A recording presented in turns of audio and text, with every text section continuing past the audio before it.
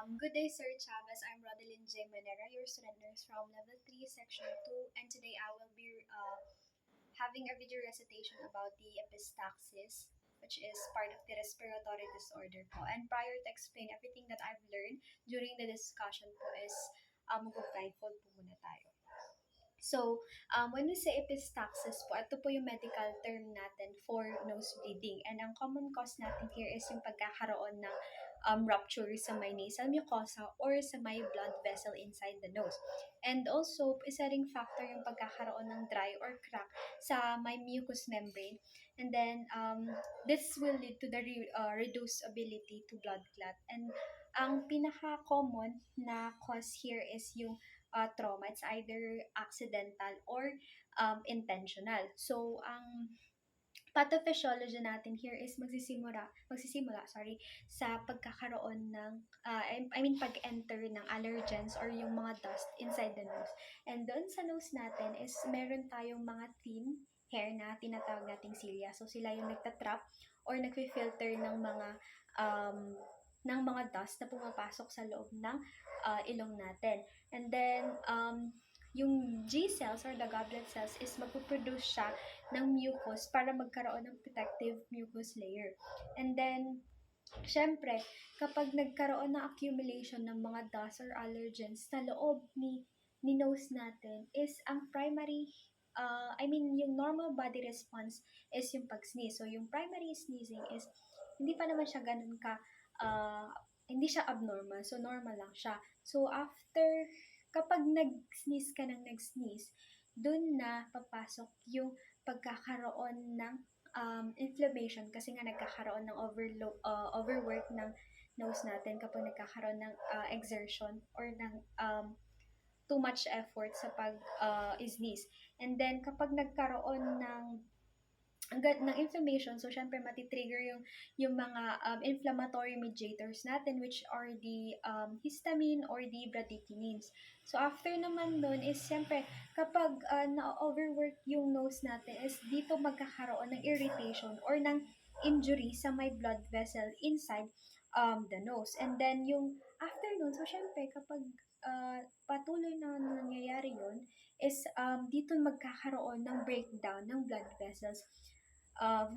Blood vessel lining, which is yung tinatawag natin na endothelium. So, kapag yung endothelium na yun is nagkaroon ng damage, dito na papasok yung sa platelet aggregation. So, sa platelet aggregation natin, magkakaroon ng formation of the blood clot that may temporarily stop the bleeding. So, kapag nag-continuous yung irritation or yung injury, maglilid siya sa further breakdown ng blood vessel sa lining. At dahil doon, mag-i-increase ng clot formation that stop bleeding. And yung bleeding na yun, kapag nag-continue siya, is dito na papasok yung pag-flow ng mga blood paalis sa nose natin. And dito na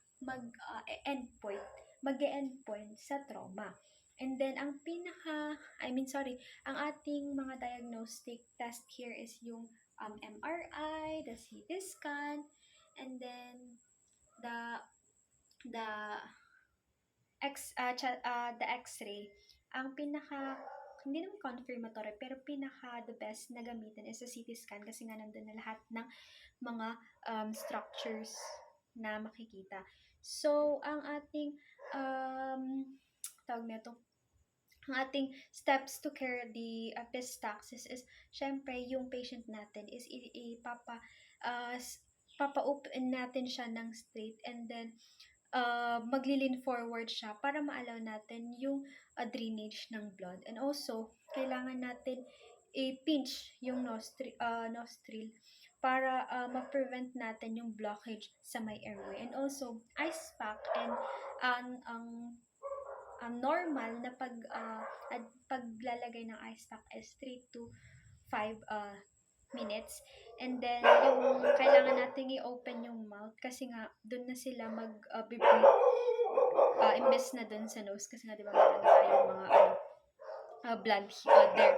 So, para hindi pa mas lalong mas stimulate yung nose bleeding. And also, kailangan natin i-gawin yung aftercare or lilinisan natin yung loob ng ating nose para at least mawala na yung mga alam mo yung namuong mga bleeding doon sa ng blood doon sa loob para hindi maiwasan natin yung infection. So ang ating mga medications here is the nasal congestant.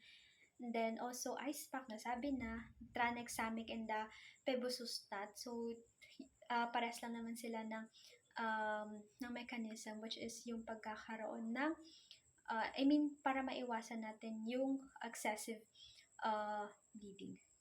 And that's it for the epistaxis po. Thank you po. Ay, sorry, hindi pa pala. Nakalimutan ko palang ilagay yung mga signs and symptoms. So, syempre kapag nagkakaroon ng epistaxis, so possible na maranasan ni patient yung headache kasi nga na, di ba malapit yung nose natin sa brain natin. So, magkakaroon tayo ng headache kasi nga hindi na enough yung oxidor or magkakaroon ng increased intracranial pressure. And then also, yung ilong natin is magkakaroon ng runny nose or rhinorrhea. And then also, teary eye. Kasi nga, dahil nai-irritate then during yung sa bleeding. And then, that's it po. Thank you po.